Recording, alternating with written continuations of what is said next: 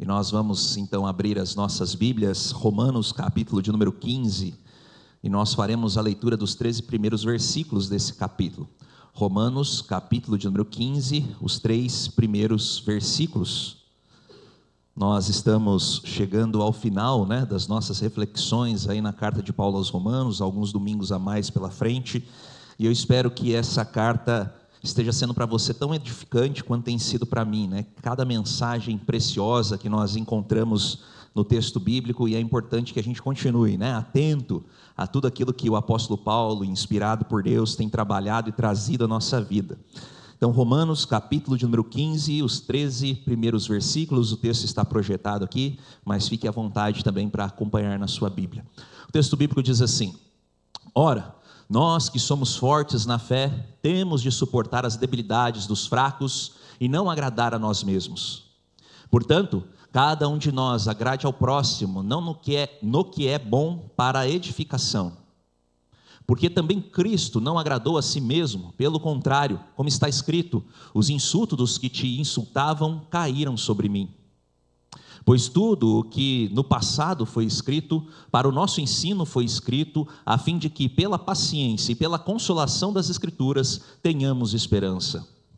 Ora, o Deus da paciência e da consolação lhes conceda o mesmo modo de pensar de uns para com os outros, segundo Cristo Jesus, para que vocês, unânimes e a uma só voz, glorifiquem a Deus e Pai de nosso Senhor Jesus Cristo. Portanto, acolham uns aos outros, como também Cristo acolheu vocês para a glória de Deus. Pois digo que Cristo foi constituído ministro da circuncisão, em prol da verdade de Deus, para confirmar as promessas feitas aos nossos pais, e para que os gentios glorifiquem a Deus por causa da sua misericórdia, como está escrito: por isso eu te glorificarei entre os gentios e cantarei louvores ao teu nome. E também diz: alegrem-se, ó gentios, com o povo de Deus. E ainda, louvem o Senhor todos vocês gentios, e todos os povos o louvem. Também Isaías diz: virá a raiz de Jessé, aquele que se levanta para governar os gentios, nele os gentios esperarão. E o Deus da esperança encha vocês de toda a alegria e paz na fé que vocês têm, para que sejam ricos de esperança no poder do Espírito Santo. Amém. Vamos mais uma vez, meus irmãos, ter um tempo de oração. Queria convidar você de maneira muito particular agora a falar com Deus. Aproveite um tempo aí de silêncio breve para pedir ao Senhor que fale a sua vida, além das orações, dos textos bíblicos, dos cânticos que a gente já entoou aqui, que você possa de fato pedir agora que nesse tempo de reflexão, você não só entenda a palavra de Deus, como também possa praticá-la na sua vida, tá bom? Então use desse tempo para falar com o Senhor.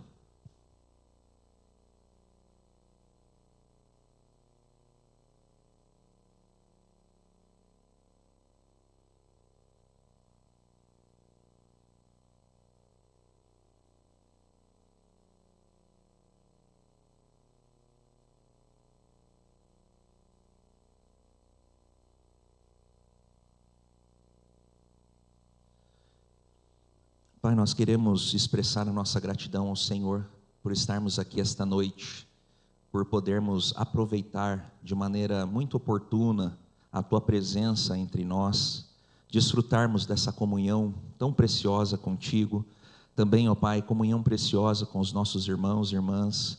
Como é bom, ó Pai, entender o sentido de estarmos aqui. Não estamos aqui, ó Pai, para cumprir uma obrigação, um rito religioso, mas estamos aqui para encontrar o Senhor, porque sabemos que a Tua presença é real no nosso meio.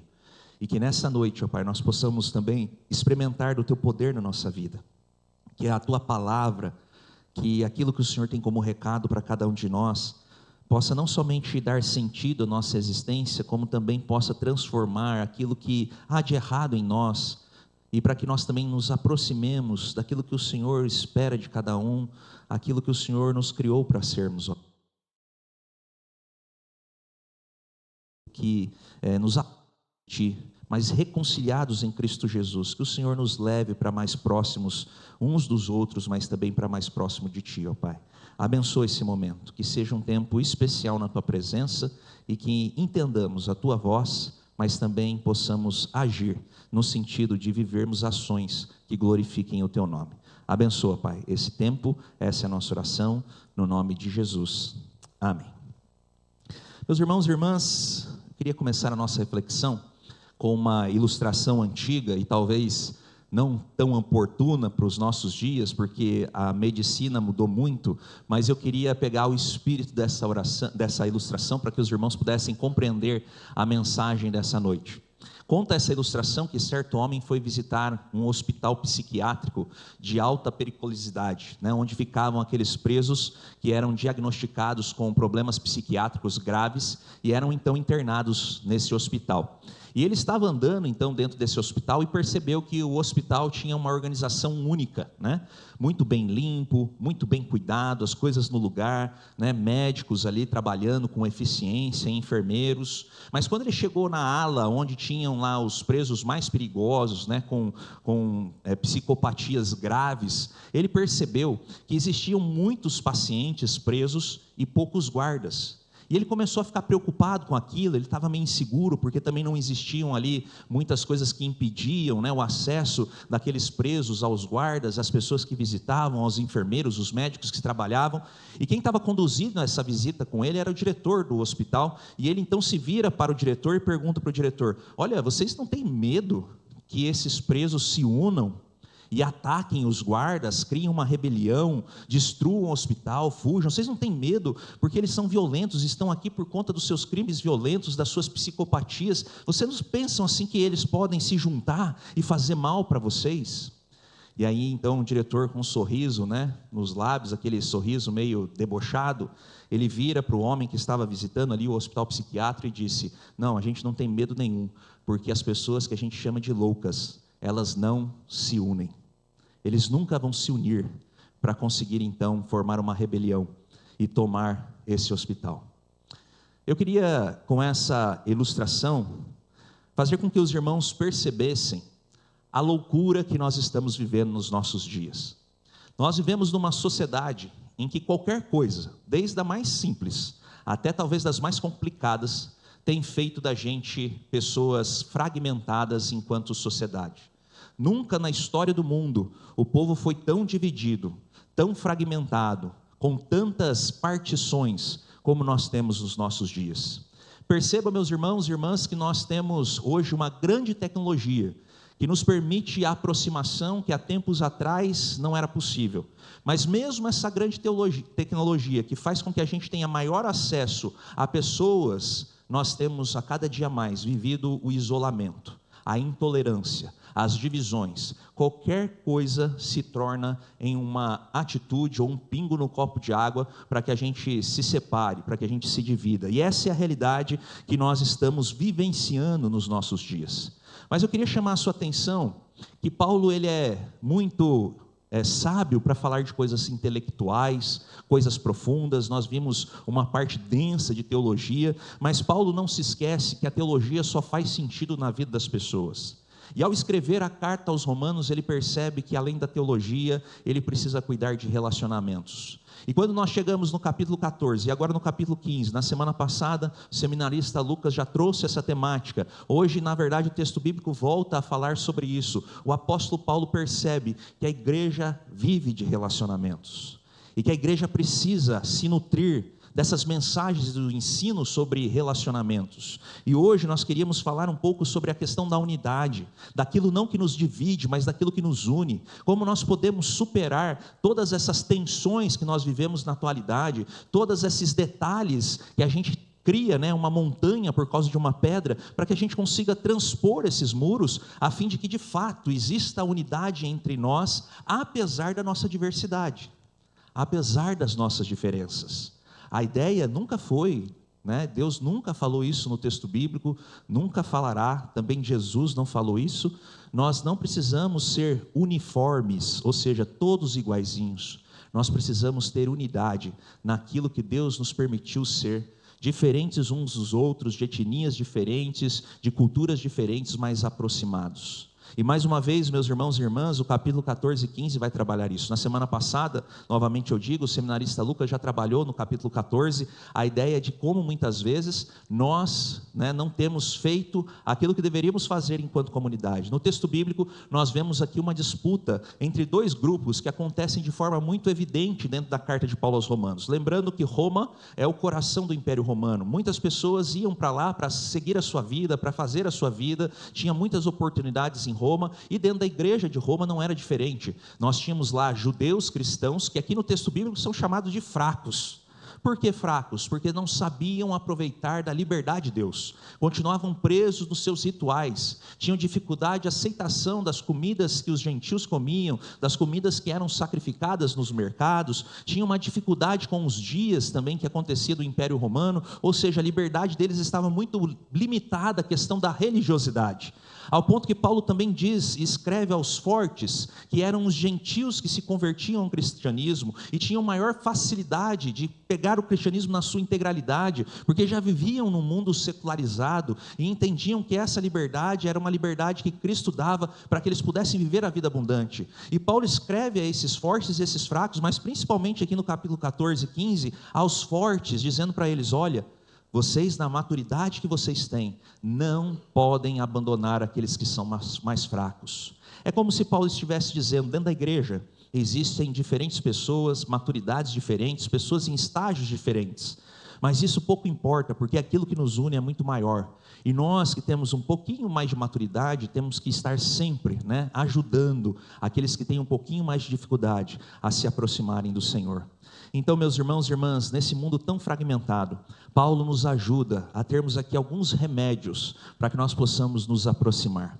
Eu espero que você saia daqui essa noite muito mais decidido a se aproximar de pessoas do que a se afastar delas. Eu queria ouvir mais que as pessoas preferem seres humanos do que animais, porque hoje a gente tem ouvido muito mais que as pessoas preferem animais do que seres humanos. Mas os seres humanos são imagem e semelhança de Deus. E Deus nos criou não só para amar os bichinhos, mas também para amarmos uns aos outros. E a ideia é que a gente se trate nessa noite para nos aproximarmos uns dos outros. E a primeira lição, o primeiro remédio que o apóstolo Paulo vai nos trazer é que a comunidade de fé é um espaço, ou deve ser um espaço de unidade. Quando nós lemos os 2 primeiros versículos, nós percebemos que o apóstolo Paulo, tendo conhecimento de como era a igreja da época, e todas as igrejas, pessoas de diferentes lugares, diferentes pensamentos, ele começa o seu texto então com uma exortação, seguindo na mesma toada que ele vinha do capítulo 14, ele diz o seguinte: nós que somos fortes, devemos suportar as fraquezas dos que não são. Paulo aqui está trabalhando com uma ênfase especial no verbo suportar. E perceba, meus irmãos, que isso já foi também trabalhado na semana passada, mas volto a trabalhar nesse instante, que o verbo aqui suportar não tem ligação com uma atitude que seja passiva, como se fosse uma mão francesa ou uma estante que está suportando um peso, mas que é um objeto inanimado. Eu suporto fulano, aquela atitude mais passiva. Não é isso que Paulo está dizendo. O verbo aqui traz a ideia de dar suporte, ou seja, nós temos então uma atitude ativa. Para que a gente possa entender aquilo que o apóstolo Paulo está dizendo aqui, ele está dizendo que nós somos semelhantes a um alpinista experiente. E a gente já viu alguns filmes que quando o alpinista está subindo assim uma montanha, ele geralmente está subindo com um grupo de pessoas. E o alpinista mais experiente, ele sempre vai atrás das pessoas que são menos experientes. Porque se aquela pessoa que está em cima cair, ele tem que sustentar na corda aquela pessoa, o seu peso e os seus equipamentos. E da mesma forma, o verbo que está posto aqui dá essa ideia, que nós, como pessoas mais fortes ou mais maduras, se é que a gente se considera assim, a gente está subindo uma montanha como mais experiente atrás do grupo, esperando que se algum deles escorregar, não conseguir suportar o peso, tirar a mão e cair, nós deixamos os nossos próprios interesses para sustentar o peso e os equipamentos daquele que caiu na nossa corda. Essa é a ideia que o texto nos traz, uma ideia de fato estar suportando o peso dos irmãos que muitas vezes não estão aguentando a caminhada. E nesse suporte, nessa atitude ativa, a gente muito mais pensar nas pessoas do que em nós mesmos. Portanto, a comunidade, ela é um espaço de unidade, porque nela nós aprendemos a nos sacrificar e nos servir uns aos outros. É assim que nós vivemos a nossa fé. A comunhão da fé é não só olharmos para aquilo que nos aproxima de Deus, mas também é olharmos para o nosso irmão e perceber aquilo que ajuda ele a se aproximar de Deus. A nossa comunhão não leva apenas a gente buscar os nossos próprios sonhos ou interesses, até mesmo na presença de Deus, mas faz com que a gente olhe para os interesses, né, e os sonhos também daquelas pessoas que estão à nossa volta. Então eu queria que você, meu irmão, minha irmã, nessa noite, pensasse um pouco mais no outro e um pouco menos em si. A gente precisa viver a unidade um pouco mais altruísta, né? Não egoísta. E nesse sentido, a ordem do Senhor Jesus, a ordem bíblica, ela é uma ordem contracultural. E por que é contracultural? Porque nós vivemos numa sociedade atual e fragmentada, que vai dizer para você que o que importa realmente são os teus interesses. É cada um no seu quadrado. E aí a gente chega aqui no texto bíblico e diz, não é assim. Rompa o seu quadrado e entre no quadrado do outro, porque importa aquilo que as pessoas também precisam. Estender a mão, segurar o peso do outro, carregar o equipamento do outro, isso também faz parte da unidade. Alguém tem carregado o peso que você tem tido da sua vida? Você já carregou o peso de alguém? Esse é um dos remédios para a gente viver a unidade. Mas Paulo avança, e ele vai dizer que para que a gente viva essa unidade, nós precisamos também de um exemplo. Porque fica muito fácil quando a gente fala assim, né? Ah, é preciso viver unidade. Mas quem é que viveu unidade? Quem é que viveu isso de segurar os nossos fardos? Quem é que viveu isso de deixar a si mesmo os seus interesses para buscar o interesse de outro? Muito bem. A Bíblia nos diz que o nosso exemplo maior fez isso por nós. E aqui eu me refiro a Cristo Jesus. O próprio apóstolo Paulo, no versículo de 3 a 7, vai dizer, porque também Cristo não agradou a si mesmo. Jesus, meus irmãos e irmãs, em todo o seu ministério terreno, em toda a sua vida terrena, mesmo sendo 100% Deus, tendo a plenitude divina, tendo os seus atributos ainda nas suas mãos, correndo no seu corpo, os atributos de poder e tantas outras coisas que um Deus tem, Jesus se esvaziou de toda a sua plenitude divina, no sentido do poder, no sentido de atuar dessa forma, e se fez homem a fim de que eu e você pudéssemos se beneficiar da sua vida. Jesus não se beneficiou da sua encarnação, em momento nenhum. Quem se beneficiou da encarnação de Jesus fomos nós. Você consegue entender isso? O que Jesus fez para si, meus irmãos? Ele não fez nada. Tudo que Jesus fez no seu ministério terrestre, Ele fez em prol de você, de mim, da humanidade, a fim de que nós fôssemos salvos. O que nós estamos percebendo aqui é que a comunhão é esse passo no sentido do outro. Jesus se esvazia de si mesmo para que você fosse cheio. Que coisa maravilhosa, e é justamente isso que nós lemos no hino cristológico em Filipenses capítulo 2, de 5 a 8, eu vou pedir para projetar o texto aí já nos slides, pode passar para frente. Aí, deixa eu vir mais para cá, vamos ler esse trecho aqui, preste atenção que diz Filipenses 2, de 5 a 8, diz assim o texto bíblico: tenham entre vocês o mesmo modo de pensar de Cristo Jesus, que mesmo existindo na forma de Deus, não considerou ser igual a Deus, algo que deveria ser retido a qualquer custo. Pelo contrário, Ele se esvaziou, assumindo a forma de servo, tornando-se semelhante aos seres humanos, e reconhecido em figura humana, Ele se humilhou, tornando-se obediente até a morte, morte de cruz. Qual é o benefício de Deus encarnando na forma de homem?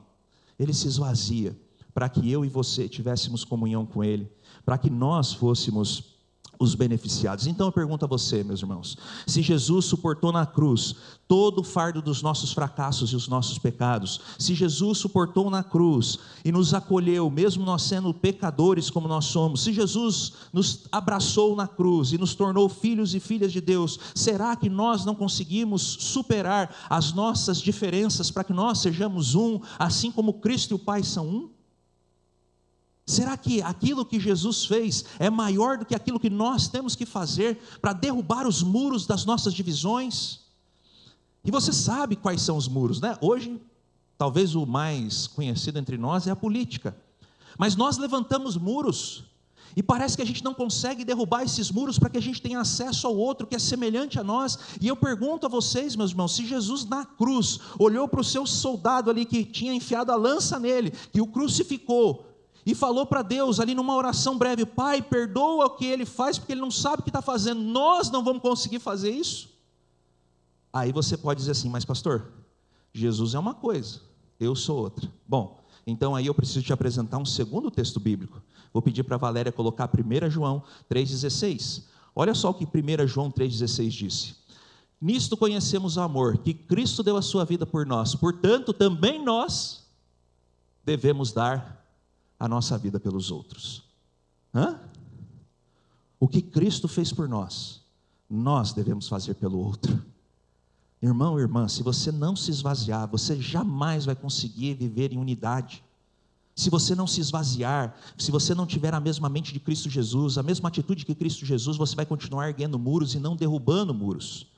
Se você não se esvaziar como Cristo Jesus, você não vai aproximar as pessoas de você, mas você vai continuar repelindo as pessoas de você. E isso não é viver de acordo com o exemplo de Cristo. Então eu queria chamar você, meu irmão e minha irmã, a botar um pouquinho a mão na cabeça, na consciência, e agir como um verdadeiro cristão, imitando Cristo e derrubando os muros, se esvaziando daquilo que você pensa. Pouco importa a sua forma de pensar, pouco importa o sentimento que está no seu coração, porque o que nos une é maior. O que nos une se chama Jesus Cristo, que é o caminho, a verdade, a vida. É Ele que é importante. Será que a gente não consegue fazer isso? Ah, pastor, mas fulano é pecador demais. Não interessa, Jesus morreu por pecadores. O grupinho que Jesus vivia não era dos melhores, não. Ah, pastor, mas você não sabe, aquela irmã, aquele irmão da igreja, fofoqueiro, você não conhece a vida dele fora da igreja. Meus irmãos, a gente tem que se aproximar e não se afastar. Se Jesus nos fez pescadores de homens, ninguém pesca à distância. Ou você acha que o pescador põe o barco na casa dele, ele mora a 200 metros do rio, ele lança a vara? Não é assim que se faz. É na proximidade, é no relacionamento. E aí nós caminhamos para a terceira e última lição, o terceiro e último remédio para a nossa unidade. A unidade, ela caminha para levar as pessoas à salvação. A unidade gera salvação. A salvação, tanto de judeus como também de gentios, conforme o texto bíblico diz. O texto bíblico diz que o judeu tinha muita dificuldade de olhar para as outras nações e fazer com que essas outras nações se aproximassem de Deus, porque na cabeça deles, só eles mereciam Deus. Mas o apóstolo Paulo vai dizer que desde o início da Bíblia, desde o início dos tempos, Deus já estava profetizando e prometendo, através da sua promessa da vinda de Jesus, que Ele traria para si todas as pessoas do mundo, e não só judeus. E ele vai citar Deuteronômio, capítulo 32, versículo 43, o Salmo de número 18, versículo 49, o Salmo 117, versículo 1, Isaías capítulo 11, versículo 10, todos esses textos bíblicos para mostrar que para Deus não existe acepção de pessoas, mas que Deus deseja aproximar todas as pessoas de si, a fim de que essas pessoas sejam salvas. Cristo veio para confirmar essa promessa de Deus que foi feita no Antigo Testamento e derrubar as barreiras que muitas vezes foram os judeus que colocaram, ou os religiosos do tempo de Jesus. Jesus quis derrubar esses muros a fim de que essas pessoas se aproximassem de Deus, e foi na cruz, meus irmãos e irmãs, conforme nós vimos também na carta de Paulo aos Romanos, e nós encontramos também em 2 Coríntios, que Jesus reconciliou cada um de nós com Deus Pai. Mas mais do que isso, Jesus também nos reconciliou com o outro. E mais do que isso ainda, Jesus nos fez ministros dessa reconciliação, ou seja, Deus deu a cada um de nós o ministério, ou seja, o serviço de reconciliação. Não é só ser reconciliado com Deus, não é só reconciliar com o outro, mas é trabalhar em função que as pessoas sejam reconciliadas. E eu quero provar isso para você. Por favor, Valéria, 2 Coríntios capítulo 5, de 18 a 20, o texto bíblico diz assim: ora, tudo isso provém de Deus, que nos reconciliou consigo mesmo por meio de Cristo, e nos deu o ministério da reconciliação, a saber que Deus estava em Cristo reconciliando consigo o mundo, não levando em conta os pecados dos seres humanos, e nos confiando na palavra da reconciliação. Portanto, somos embaixadores em nome de Cristo, como se Deus exortasse por meio de nós. Em nome de Cristo, pois, pedimos que vocês se reconciliem com Deus. Meu irmão, você se sente reconciliado com Deus? Então você tem que se reconciliar com o outro. Você se reconciliou com o outro? Não é suficiente, você precisa ser um embaixador, um ministro, alguém que trabalha para que outras pessoas sejam reconciliadas com Deus e umas com as outras. Essa é a nossa tarefa também. É interessante que Paulo, escrevendo aos Coríntios, a respeito da Santa Ceia do Senhor, ele coloca um critério para que nós possamos participar da mesa. Ele não diz para que aqueles que são pecadores não se aproximem, porque Paulo sabe que todos somos pecadores. Mas ele diz o seguinte: se você está em dívida com o seu irmão, vá e se reconcilie com ele, e depois venha para a mesa. E sabe por quê, meus irmãos? Porque a mesa é símbolo de unidade. Ninguém senta na mesa brigado, birrado, com o olho torto para o outro. Não, nós nos sentamos na mesa de Cristo como irmãos, como irmãs, iguais, olhando no olho. Não existe no reino de Deus, e não vai existir na eternidade, essas briguinhas, essas divisões, essas fragmentações que tanto a gente nutre no nosso coração. Por quê? Porque nós trabalhamos pela reconciliação. Temos que nos reconciliar. E para terminar, meus irmãos e irmãs, esse assunto é tão importante. Ele é tão especial, e a gente devia dar muito mais atenção para ele, que Jesus, numa das suas orações mais importantes que nós temos no Novo Testamento, Evangelho de João, capítulo 17, ele ora por isso a Deus. Por favor, Valéria, coloque o próximo texto. Essa é a oração de Jesus, conhecida como oração sacerdotal, capítulo 17 inteiro.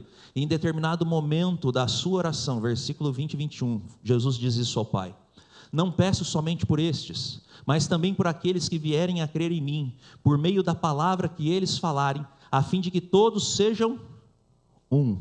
E olha só agora a profundeza da coisa.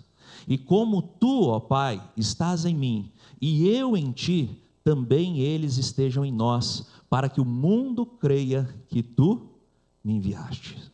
Primeiro, qual é o modelo da nossa unidade? O mesmo modelo que existe na Trindade. Jesus e Deus são um, indissociáveis. Assim deveríamos ser nós. Como nós estamos distantes disso? Não tem briga entre o pai e o filho.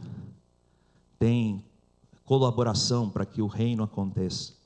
Segundo, quando a igreja, de fato, viver essa unidade, está escrito ali, o mundo vai crer. Tem muita gente que me pergunta: pastor, por que as pessoas não creem em Jesus Cristo? Porque muitas vezes a igreja não tem unidade como Cristo e o Pai são um. Se nós não aprendermos a viver a unidade que existe na Trindade, nós não vamos convencer o mundo de que Jesus é o Salvador. Aí as pessoas olham para a igreja e ficam pensando: cadê a unidade? Cadê aquilo que Cristo fez por eles? Meus irmãos, o nosso testemunho, ele é poderoso, ele é transformador, quando a igreja aprender a falar como uma boca só, quando a igreja aprender a viver com ações de mãos de um só corpo.